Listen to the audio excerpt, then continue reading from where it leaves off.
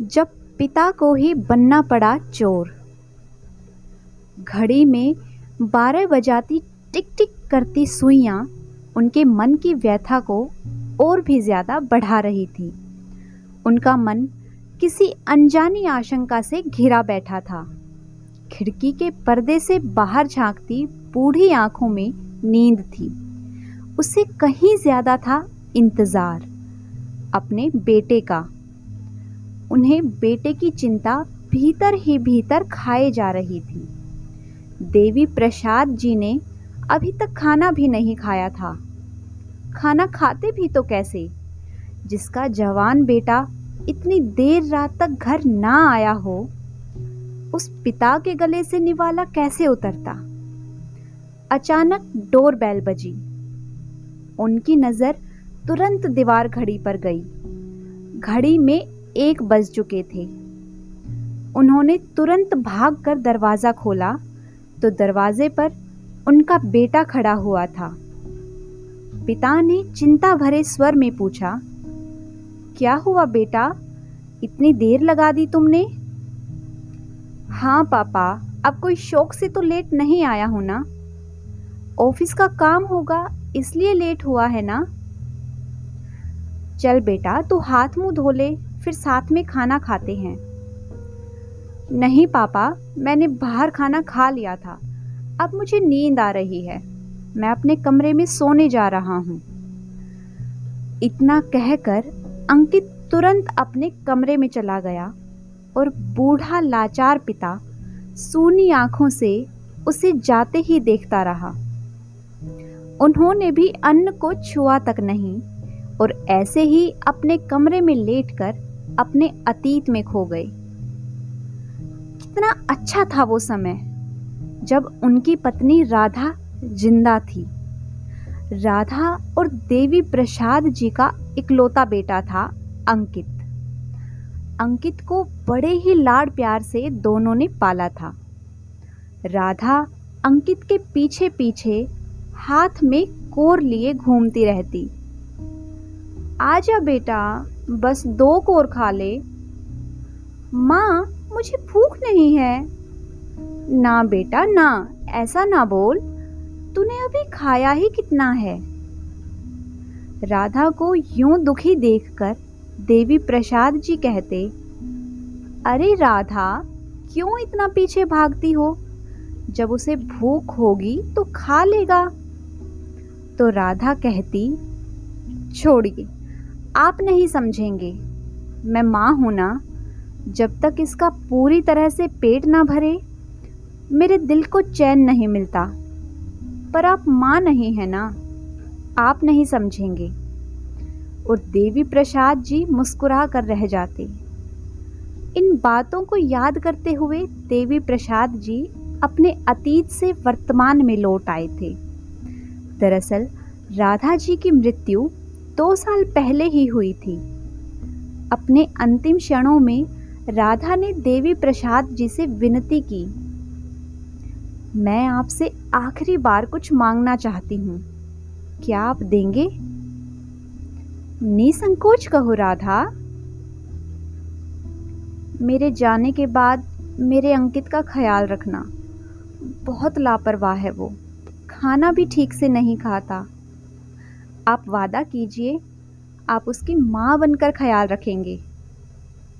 राधा, मैं तुमसे वादा करता हूँ, तुम्हें दिया यह वचन अपनी आखिरी सांस तक निभाने की कोशिश करूंगा। राधा जी के जाने के बाद तो जैसे देवी प्रसाद जी अकेले ही रह गए थे।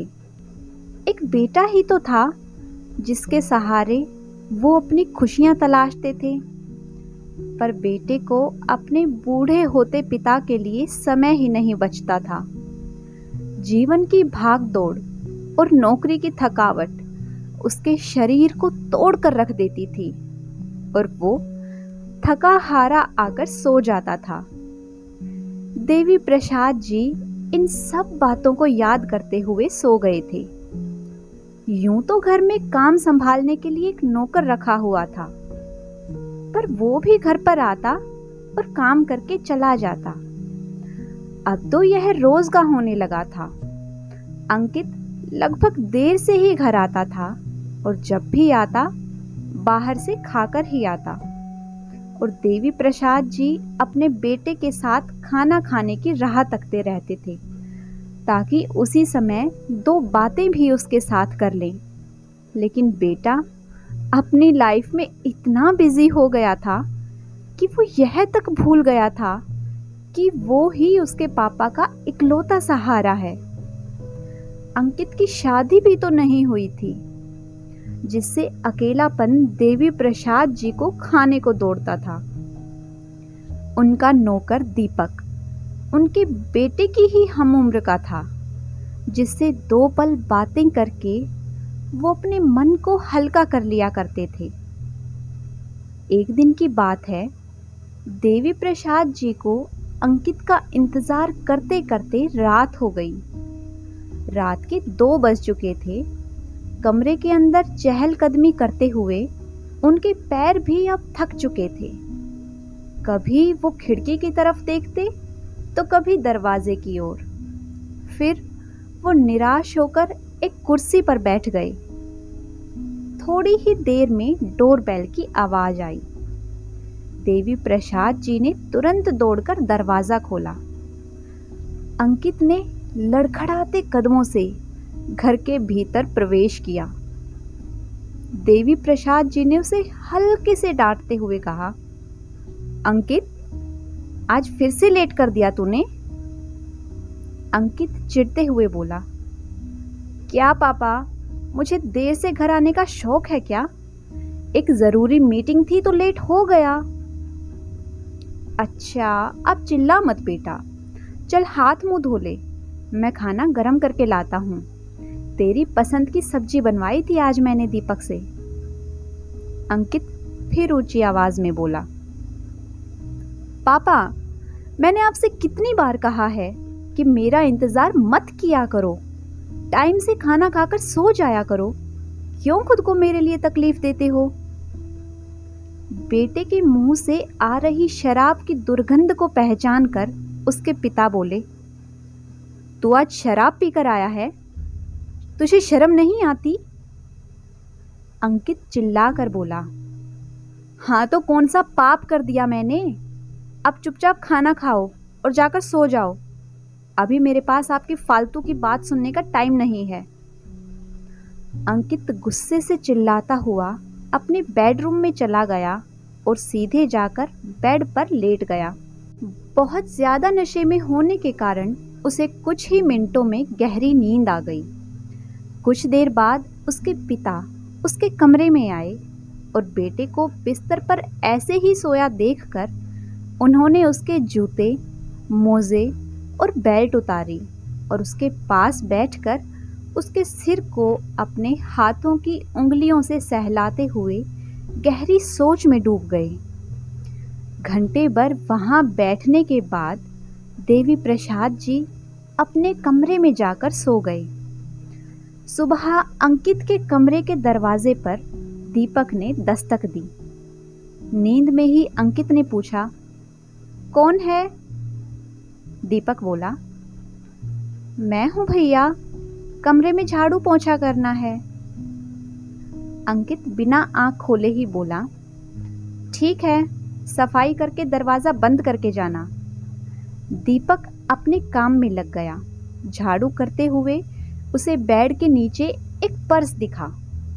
उसने उसे उठाकर देखा तो पर्स में कार्ड के साथ कैश भी था।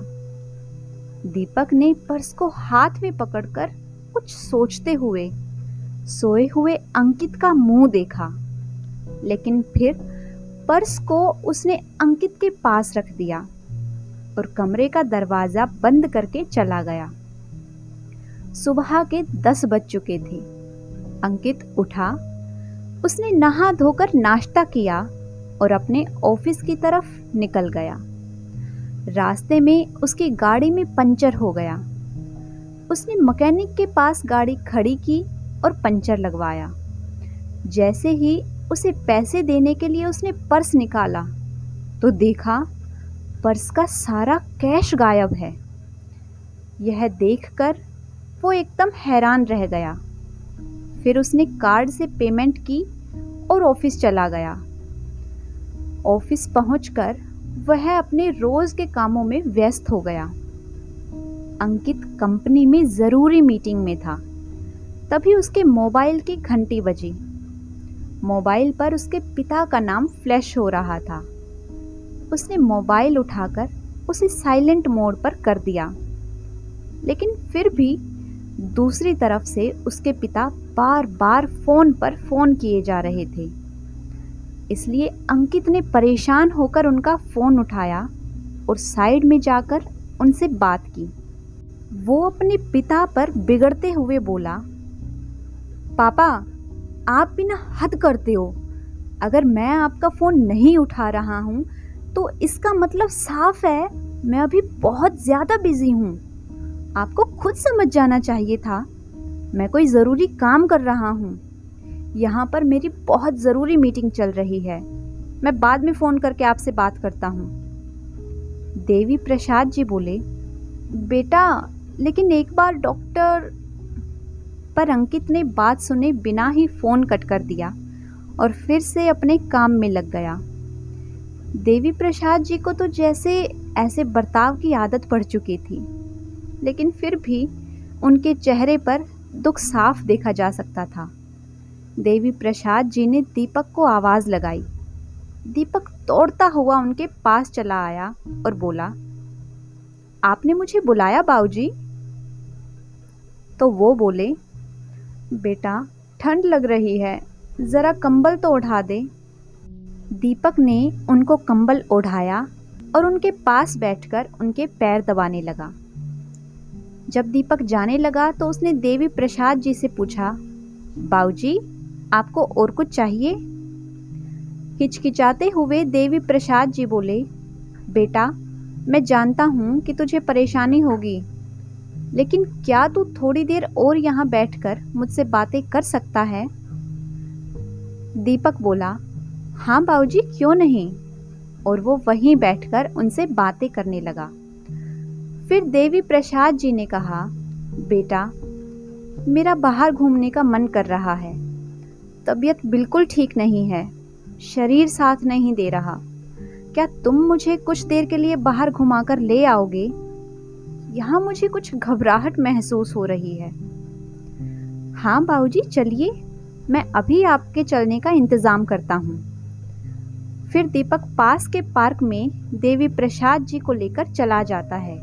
वहाँ कुछ देर बैठकर देवी प्रसाद जी का मन हल्का हो जाता है और फिर वो अपने घर वापस आ जाते हैं। दीपक उन्हें दवाई देकर अपने घर चला जाता है। अगले दिन अंकित ने ऑनलाइन कुछ सामान मंगवाया था।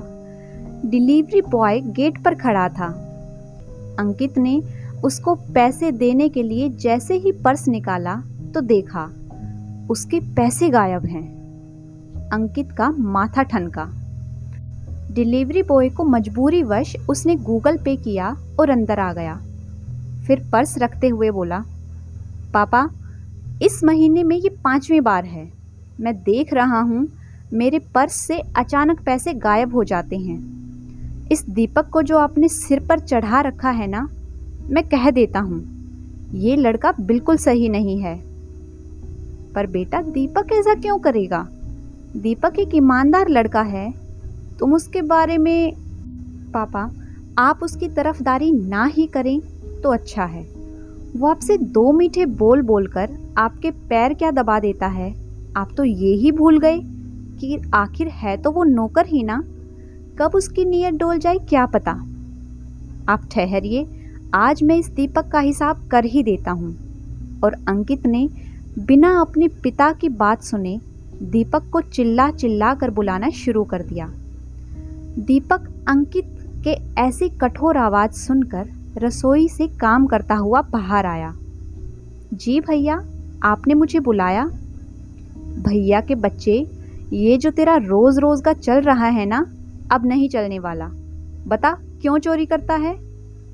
पहले तो दीपक को कुछ समझ नहीं आया, लेकिन जैसे ही उसे इस बात का एहसास हुआ कि उस पर चोरी का इल्ज़ाम लगाया जा रहा है, तो वो बोला, भैया आप गलत समझ रहे हैं। मैं क्यों चोरी करूँगा? और किस चीज़ की चोरी कह रहे हैं आप? तू सच बता, तूने मेरे पर्स से पैसे नहीं चुराए? नहीं भैया, मैं ऐसा नहीं कर सकता। बाबूजी अच्छे से जानते हैं। क्यों बाबूजी? आप बताइए ना भैया को। हाँ बेटा। पापा आप चुप रहो। दीपक, या तो तू सच बोल दे या फिर आज मैं पुलिस को बुला लेता हूँ। सच का पता वो खुद ही लगा लेगी। बात को बढ़ते हुए देखकर देवी प्रसाद जी अंकित के पास आकर सख्त आवाज में बोले, अंकित बस कर, उसने कुछ नहीं किया है। तुझे पैसों के बारे में जानना है ना? मैं बताता हूँ। तेरे पैसे मैंने लिए हैं। तेरे पर्स से हर बार मैं ही तेरे पैसे निकालता था। पापा आप झूठ बोल रहे हो। मुझे पता है आप इस दीपक को बचाने के लिए यह सब कह रहे हो। नहीं बेटा, तेरे पर्स से हमेशा मैं ही पैसे निकालता था। जब तू रोज रात को घर देर से आने लगा तो मुझे अकेलापन महसूस होने लगा। धीरे धीरे तेरी शराब पीने की आदत भी बढ़ने लगी, जिसके कारण तू ये देख ही नहीं पा रहा था कि तेरे पिता का तेरे सिवा इस दुनिया में और कोई नहीं है और तू उनको कितना अकेला कर चुका है। इस चीज का एहसास तुझे ही नहीं है। इस शराब ने तुझे मुझसे बहुत दूर कर दिया था। घर आते वक्त शराब के लिए तेरे पास पैसे ही ना हों, इसलिए मैं हर बार तेरे पर्स से पैसे निकाल लेता था ताकि तू समय से घर आ सके और हम दोनों साथ में कुछ समय बिता सके। काश मैं जैसे तेरे पर्स से पैसे चोरी कर सकता था वैसे ही तेरा समय भी चुरा पाता। उनकी ऐसी बातें सुनकर अंकित को मन ही मन पछतावा होने लगा। उसके पिता की बातों में उनकी सच्चाई सामने आ गई थी।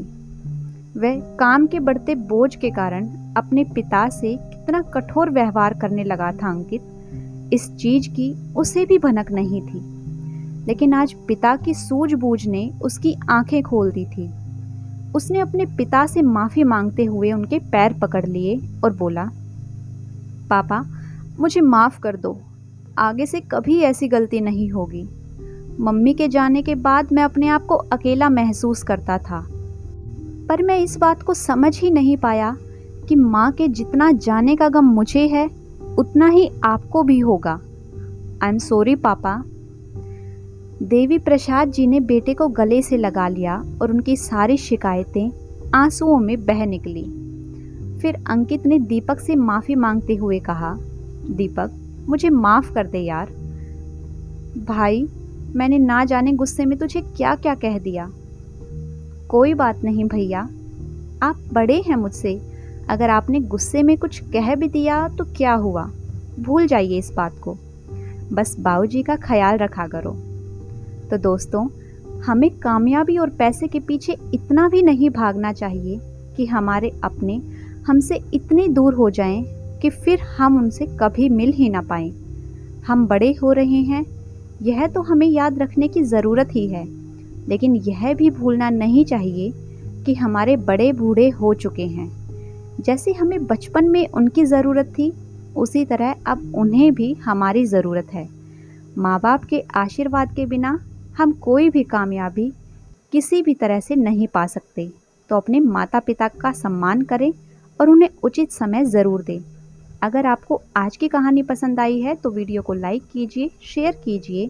साथ ही अगर आपने अभी तक इस चैनल को सब्सक्राइब नहीं किया है तो जल्दी से चैनल को सब्सक्राइब कर लें। Thanks for watching.